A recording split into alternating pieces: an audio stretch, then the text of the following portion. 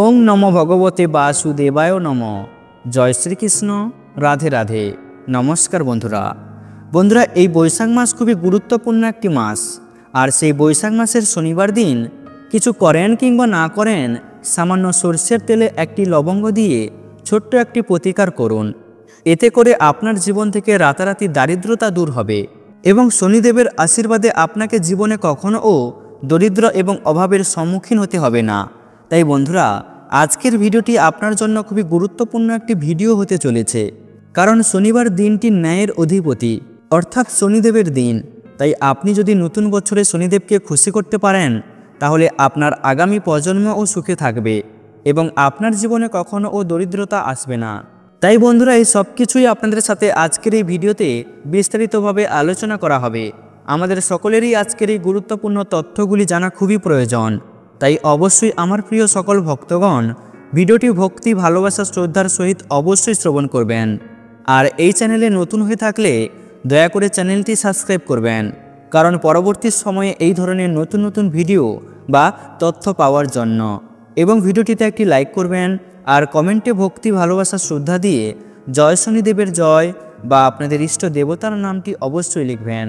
দেখুন বন্ধুরা, অনেক মানুষ জানেন তাদের কুণ্ডলিতে শনির সাড়েসাতি চলছে বা শনির মহাদশা চলছে, কিন্তু অনেকেই আছেন যারা জানেন না তাদের জীবনে শনির সাড়েসাতি চলছে বা শনির মহাদশা চলছে বা কোনো বাস্তুদোষ আছে বা কোনো নজর দোষ আছে।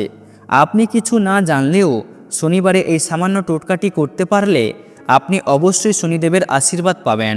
আর যে ব্যক্তির ওপর শনিদেবের আশীর্বাদ বর্ষিত হয়, সে তার জীবনে যা চায় তাই পায়।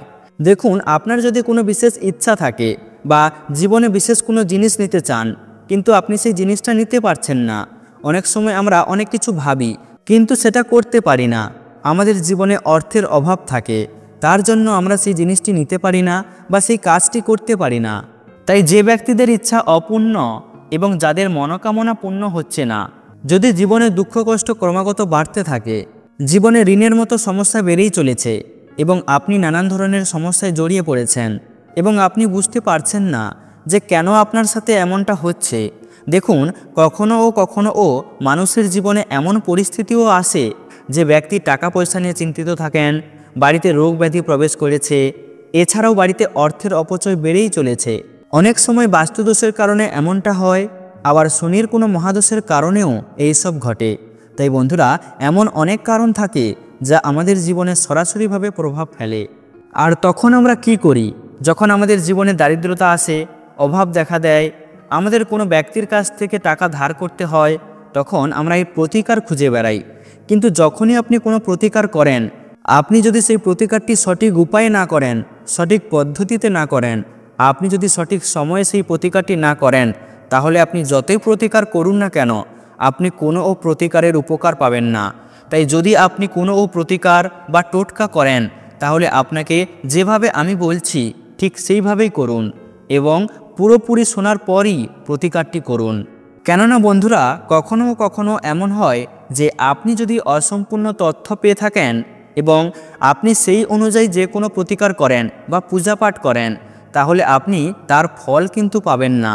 তাই বন্ধুরা, সর্বদা চেষ্টা করুন যে সম্পূর্ণ প্রতিকার শোনার পর তারপর সেই প্রতিকার করুন। তাই বন্ধুরা, এই শনিবার দিন আপনি যে প্রতিকারটি করবেন, সে প্রতিকারটির সম্পর্কে এবার আমরা জেনে নেব। দেখুন বন্ধুরা, সরষের তেল শনিদেবের সঙ্গে যুক্ত। শনিবার শনিদেবকে সরষের তেল উৎসর্গ করা হয়। আপনি যদি সরষের তেলের কোনো প্রতিকার শনিবার দিন করেন, তাহলে অবশ্যই আপনি শনিদেবের আশীর্বাদ পাবেন এবং তার কৃপায় আপনার জীবন থেকে অভাব অবশ্যই দূর হবে। সেই সাথে আপনি আপনার জীবনে মা লক্ষ্মীর আশীর্বাদ পাবেন এবং আপনার জীবনে কোনো কষ্ট থাকলে তাও অবশ্যই মা লক্ষ্মীর আশীর্বাদে দূর হবে। এছাড়াও আপনার কুণ্ডলিতে কোনো শনির পীড়া থাকলে বা শনিদশা চললে তাও চলে যাবে। এর সাথে সাথে আপনি প্রচুর ধনসম্পদ লাভ করতে পারবেন, অর্থাৎ আপনি আপনার জীবনে হঠাৎ করেই উন্নতি করতে শুরু করবেন। তাই সরষের তেলে একটি লবঙ্গ দিয়ে প্রতিকার কিভাবে করতে হবে এবং ওই প্রতিকারটি আপনি কখন করবেন, সেই সম্পর্কে চলুন বিস্তারিতভাবে জেনে নেই। আপনাকে শনিবার দিন সন্ধ্যায় ওই প্রতিকারটি করতে হবে। তার জন্য আপনাকে নিতে হবে খাঁটি সরষের তেল, ছোট বাটির 1 বাটি।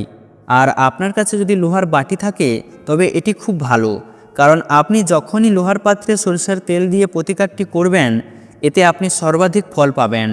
এছাড়াও বন্ধুরা, আপনার কাছে যদি লোহার পাত্র না থাকে, তাহলে সেক্ষেত্রে যে কোনো পাত্রে সরিষার তেল নিতে হবে। সেই তেলের মধ্যে একটি লবঙ্গ রাখতে হবে, আর ওই লবঙ্গটি যেন নিখুঁত হয়, অর্থাৎ লবঙ্গটি যেন ভাঙা না হয় এবং তাতে যেন ফুল অবশ্যই থাকে। এরপর আপনাকে একটি প্রদীপ তৈরি করতে হবে, আর ওই প্রদীপে সরিষার তেল দিতে হবে এবং 1 চিমটি কালো তিল দিতে হবে। এখন দুটি জিনিস, প্রথমটি হলো প্রদীপ, যা আপনি সরিষার তেল দিয়ে তৈরি করেছেন এবং তাতে 1 চিমটি কালো তিল দিয়েছেন, এবং দ্বিতীয়টি হলো সেই বাটি যার মধ্যে আপনি সরিষার তেল এবং লবঙ্গ রেখেছেন। ওই দুটি জিনিস নিয়ে আপনাকে যেতে হবে শনি মন্দিরে। তারপর শনি মন্দিরে গিয়ে প্রথমে ওই তেলটি শনিদেবকে নিবেদন করতে হবে। তারপর আপনি প্রদীপ জ্বালাবেন। আপনি সরাসরিভাবে শনিদেবের সামনে দাঁড়াবেন না, একটু সাইডে দাঁড়াবেন, ডান দিকে বা বাম দিকে। চেষ্টা করুন শনিদেবের বাম দিকে দাঁড়াতে। এরপর আপনাকে তেল নিবেদন করতে হবে, প্রদীপ জ্বালাতে হবে এবং শনিদেবের পায়ের দিকে তাকান।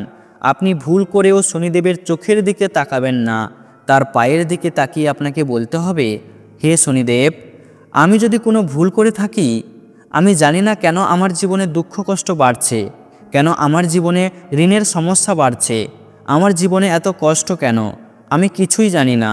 তবে আমি এতটুকু জানি, যদি আমার উপর আপনার কৃপা থাকে, তবে আমার জীবনে দুঃখ কষ্ট দূর হতে সময় লাগবে না, এবং আপনার আশীর্বাদ যার উপর থাকে তার কোনো ইচ্ছা অপূর্ণ থাকে না।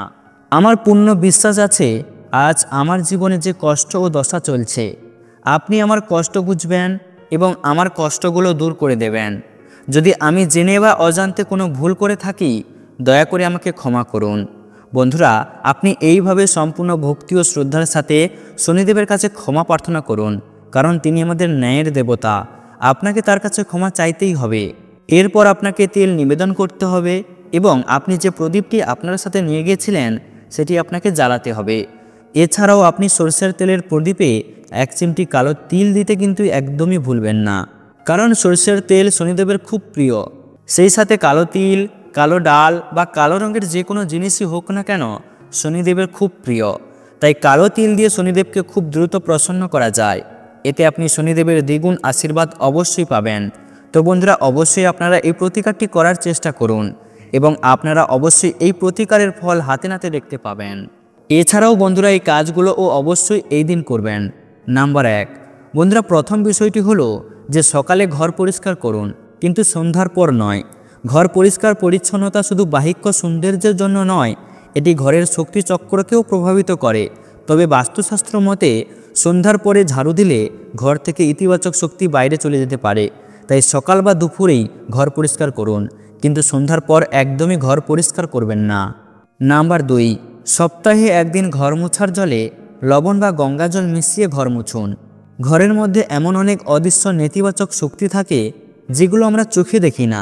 ওই শক্তিগুলি ধীরে ধীরে ঘরের সুখ শান্তি নষ্ট করে এবং পরিবারের মধ্যে অশান্তি বাড়ায়।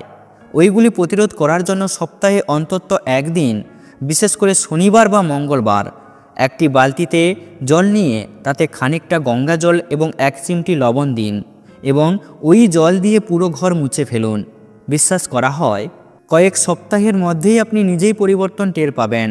ঘর হবে হালকা, মন হবে শান্ত এবং আপনার অর্থ আসার পথ ধীরে ধীরে উন্নত হবে। নাম্বার 3, বন্ধুরা, 3 নম্বর বিষয়টি হলো যে আপনি প্রতিদিন সকালে ঘুম থেকে উঠে আপনার মূল দরজার বাইরে গোবর বা হলুদ মিশিয়ে জল ছিটিয়ে দিন। দেখুন বন্ধুরা, হলুদ জল বা গোবরের জল ছিটালে ঘর পবিত্র হয়। হলুদ জলে এমন শক্তি আছে যা নেতিবাচক শক্তিকে দূর করে। যারা প্রতিদিন বাড়ির মূল দরজায় ও উঠানে ওই জল ছিটিয়ে দেন, তাদের ঘর শুভ শক্তির দ্বারা সর্বদা রক্ষা পায় এবং অশুভ শক্তি বাড়িতে প্রবেশ করতে পারে না। তো বন্ধুরা, অবশ্যই আপনারা এই শনিবার দিন এই প্রতিকারগুলি করার চেষ্টা করবেন। তো বন্ধুরা, ভিডিওটি আজ এই পর্যন্ত। ভিডিওটি ভালো লাগলে একটি লাইক অবশ্যই করবেন।